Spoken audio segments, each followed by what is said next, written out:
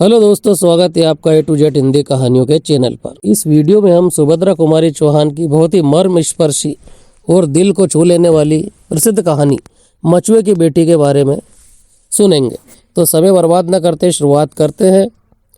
चौधरी और चौधराइन के लाड़ प्यार ने तिन्नी को बड़ी ही स्वच्छंद और उच्च श्रृंखला बना दिया था। वो बड़ी निडर और कौतूहल प्रिय थी। आधी रात पिछली पहर जब तिन्नी की इच्छा होती वह नदी पर जाकर नाव खोलकर जल विहार करती और स्वच्छ लहरों पर खेलती हुई चंद्र किरणों की अटखेलियां देखती। यही कन्या चौधरी की सब कुछ थी, किंतु फिर भी आज तक चौधरी उसका विवाह न कर सके थे, क्योंकि कन्या के योग्य कोई वर चौधरी को अपनी जात में दिखाई नहीं पड़ता था। इसलिए तिन्नी अभी तक कुंवारी थी। नदी के पार और उस पार से इस पार लाने का चौधरी ने ठेका ले रखा था। चौधरी की अनुपस्थिति में तिन्नी अपने पिता का काम बड़ी योग्यता से करती रहती थी। आज इतनी जल्दी कहाँ जा रही हो तिन्नी? क्या तुम नहीं जानते क्या यही कि राजा साहब आज उस पार जाएंगे? कौन राजा साहब? तुम्हें यह भी नहीं मालूम? मैं आज ही तो आया हूँ। और अब तक कहाँ थे? अपने घर। तो जैसे मैं रात दिन घाट पर ही तो बनी रहती हूँ ना, इसलिए मुझे सब कुछ जानना चाहिए और तुम्हें कुछ भी नहीं। तुम मुझे वैसे ही तंग किया करते हो। जाओ, अब मैं तुमसे बात भी नहीं करूंगी। तिन्नी को चिढ़ाकर उसकी क्रोधित मुद्रा को देखने में युवक को विशेष आनंद आता था। इसलिए वो प्रायः इसी प्रकार के बेसिर पैर के प्रश्न करके उसे चिढ़ा दिया करता था। किंतु आज तो बात जरा टेढ़ी हो गई थी। तिन्न ने क्रोधावेश में ये प्रतिज्ञा कर ली थी कि अब वह यह युवक से बोलेगी ही नहीं। इसलिए मुंह फेरकर वह तेजी से घाट की ओर चल दी। युवक ने तिन्नी का रास्ता रोक लिया और बड़े विनीत और नम्र भाव से बोला, तिन्नी, सच बता दे मेरी तिन्नी, मैं तेरा डांड चला दूंगा। डांड यानी पतवार। तेरा काम आधा कर दूंगा। तिन्नी के क्रोधित मुख पर हंसी नाच गई। युवक उसके साथ डांड चलाएगा, उसे एक साथी मिल जाएगा। इस बात को सोचकर उसे बड़ी प्रसन्नता हुई। वह बोली, सच कहते हो? मेरे साथ तुम डांड चलाओगे? देखा, बापू नहीं है, मैं अकेली हूँ। यदि तुम सचमुच मेरे साथ डांड चलाने को कहो तो फिर बताती हूँ। सच नहीं तो क्या झूठ? मैं डांड जरूर चलाऊंगा, पर पहले तुझे बताना पड़ेगा, युवक ने कहा। इधर अपने पास ही कोई रियासत है ना, यहीं के राजा साहब नदी के उस पार शिकार खेलने जाएंगे। महीना 15 दिन का काम है मनोहर। खूब अच्छा रहेगा, खूब पैसे भी मिलेंगे। मैं तुम्हें भी दिया करूंगी, पर इतना वादा करो कि जब तक बापू ना लौट कर आवे तुम रोज मेरे साथ डांड चलाया करोगे। ये कौन सी बात है तिन्नी? यदि तू मान जा तो मैं तेरे साथ जीवन भर डांड चलाने को तैयार हूँ। तो जैसे मैंने कभी इनकार किया हो, नेकी और पूछ पूछ, तुम मेरा डांड चलाओ और मैं इनकार कर दूंगा। तिन्नी ने, तू मुझसे ब्याह क्यों नहीं कर लेती? फिर हम दोनों जीवन भर साथ साथ डांड चलाते रहेंगे। क्षण भर के लिए तिन्नी के चेहरे पर लज्जा की लाली दौड़ गई, किंतु तुरंत ही वह संभल कर बोली, कहने के लिए तो कह गए मनोहर, किंतु आज मैं ब्याह के लिए तैयार हो जाऊं तो मैं खुशी के मारे पागल हो जाऊं। फिर उसके बाद फिर मैं तुम्हें रानी बनाकर अपने आप को दुनिया का बादशाह समझूं। अपने आप को बादशाह समझोगे? क्यों मनोहर? और मैं बनूंगी रानी, पर मैं रानी बनने के बाद डांड तो न चलाऊंगी, अभी से कह ही देती हूँ। तब मैं ही क्यों डांड चलाने लगा? मैं बनूंगा राजा और तुम बनोगी मेरी रानी। फिर डांड चलाएंगे हमारे तुम्हारे नौकर। अच्छा, ये बात है, कहकर तिन्नी खिलखिलाकर हंस पड़ी और दोनों हंसते हुए घाट की तरफ चले गए। एक बड़ी नाव पर राजा साहब और उनके पुत्र कृष्णदेव अपने कई मुसाहिबों के साथ उस पर जाने के लिए बैठे। तिन्नी कई मचुओं और मनोहर के साथ डांड चलाने लगी। तिन्नी नाव भी कहती जाती थी और साथ ही मनोहर से हंस हंसकर बातें भी करती जाती थी। वायु के झोंकों के साथ उड़ते हुए उसके काले घुंघराले बाल उसकी सुंदर मुख आकृति को और भी मोहक बना रहे थे। कृष्णदेव उसके मुंह की ओर किस स्थिरता के साथ देख रहे हैं, इस ओर तिन्नी का ध्यान ही न गया था। किंतु राजा साहब से पुत्र की मानसिक अवस्था छिपी न रही। युवा काल में उनके जीवन में कई बार ऐसे मौके आ चुके थे।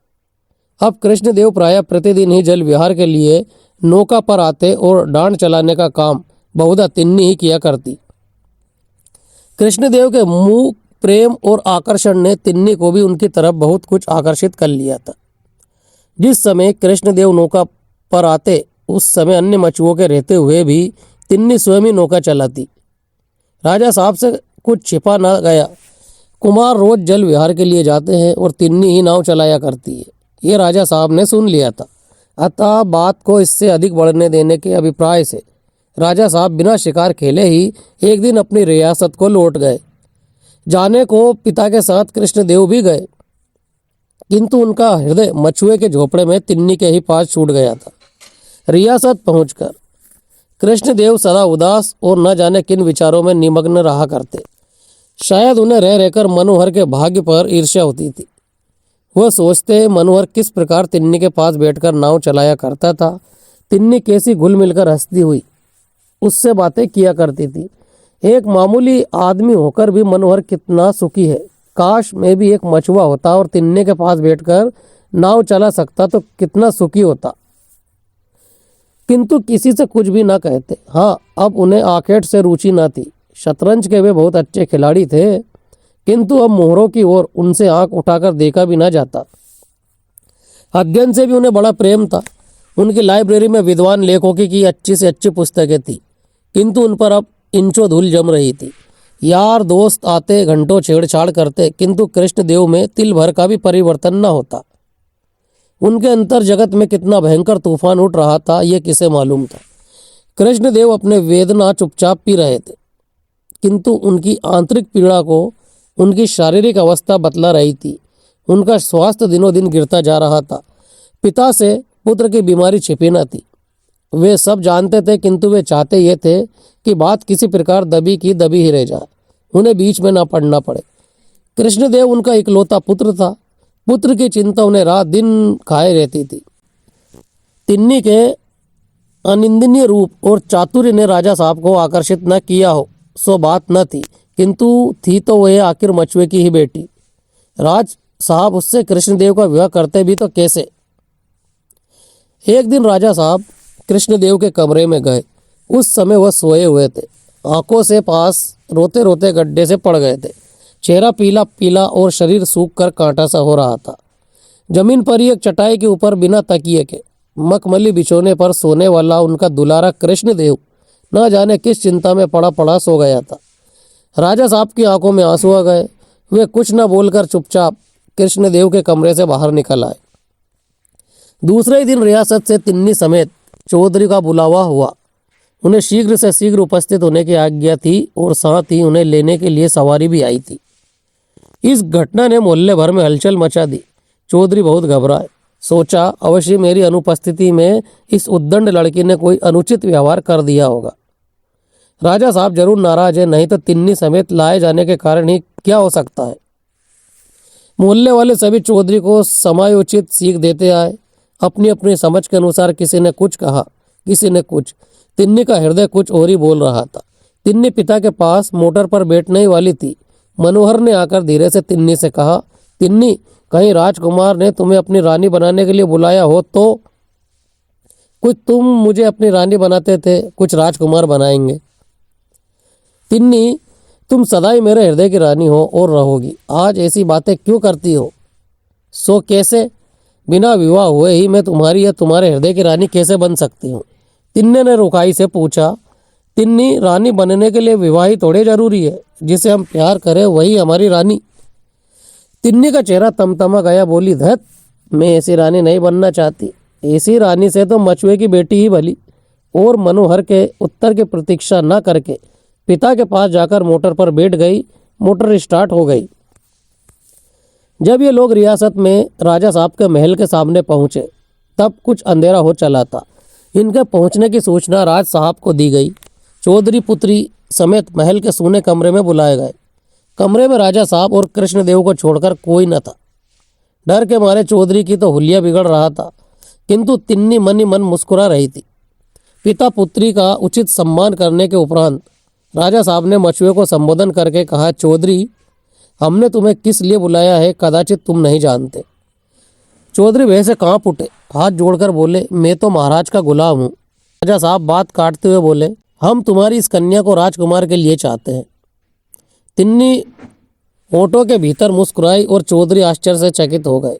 एक बार राजा साहब की ओर फिर उन्होंने तिन्नी की ओर देखा। सहसा चौधरी को इस बात पर विश्वास न हुआ। कहा, मैं एक साधारण मछुआ और कहाँ आप रियासत के राजा। हमारे बीच में कभी रिश्तेदारी भी हो सकती है। फिर न जाने क्या सोचकर भय विलित चौधरी ने हाथ जोड़कर कहा, महाराज, ये कन्या मेरी नहीं है। राजा साहब चौंक उठे। आश्चर्य से उन्होंने चौधरी से पूछा, फिर ये किसकी लड़की है? हाथ जोड़े ही जोड़े चौधरी बोले, महाराज, 15 साल पहले की बात है। नदी में बहुत बाढ़ आई थी। उसी बाढ़ में मेरे बुढ़ापे की लकड़ी ये कन्या मुझे मिली थी। ये एक घाट पर बहती हुई आई थी और इसके गले में एक छोटी सी सोने की ताबीज थी। ताबीज का नाम सुनते ही राजा साहब को ताबीज देखने की उत्सुकता हुई। उनके मस्तिष्क में किसी ताबीज की धुंधली स्मृति छा गई। पिता के आदेश से तिन्नी गले से ताबीज निकालने के लिए ताबीज के धागे की गांठ खोलने लगी। मचुए ने फिर कहना शुरू किया, महाराज, इस ताबीज का भी बड़ा विचित्र किस्सा है। एक बार ताबीज का धागा टूट गया। कई दिनों तक याद न रहने के कारण यह ताबीज इसे न पहनाई जा सकी। बस महाराज, ये तो इतनी ज़्यादा बीमार पड़ी कि मरने जीने की नौबत आ गई और फिर ताबीज पहनाते ही बिना दवा दारू के ही चंगी भी हो गई। तब से ताबीज आज तक इसके गले में पड़ी है। राजा साहब को स्मरण हो गया कि 15 साल पहले उनकी लड़की भी टेंट के अंदर से बाढ़ में बह गई थी, जिसके गले में उन्होंने भी एक ज्योतिषी के आदेश अनुसार ताबीज पहनाई थी। उन्होंने एक बार कृष्णदेव और फिर तिन्नी के मुंह की तरफ देखा। उन्हें उनके मुंह में बहुत कुछ समानता दिख पड़ी। तब तक तिन्नी ने गले से ताबीज निकालकर राजा साहब के सामने रख दिया। राजकुमार का हृदय बड़े ही वेग से धड़क रहा था। ताबीज हाथ में लेते ही राजा साहब ने मेरी कांति कहते हुए तिन्नी को छाती से लगा लिया।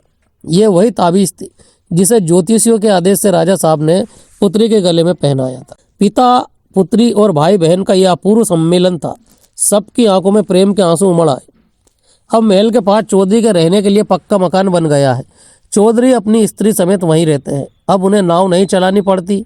रियासत की ओर से उनकी जीविका के लिए अच्छी रकम बांध दी गई है। राजमहल में रहती हुई भी कांति चौधरी के घर आकर तिन्नी हो जाती है। अब भी वह चौधरी के साथ उनकी थाली में बैठकर चौधराइन के हाथ की मोटी मोटी रोटियां खा जाती है। तिन्नी को बहन के रूप में पाकर कृष्णदेव को कम प्रसन्नता न थी। वे तिन्नी का साथ चाहते थे, चाहे वह पत्नी के रूप में हो या बहन के रूप में। कहानी यही समाप्त होती है। लेखिका ने इस कहानी को बड़े ही विचित्र ढंग से घुमाया है और एक ऐसे मोड़ पर ला दिया है जहाँ पर पाठकों को ये विश्वास ही नहीं होता है कि इस कहानी के जो पात्र हैं वो अपने आप को किस संबंध में जोड़ लेते हैं। यदि वीडियो आपको पसंद आए तो इसे लाइक और शेयर कीजिए। यदि चैनल पर आप नए हैं तो चैनल को सब्सक्राइब जरूर कर लीजिए। धन्यवाद।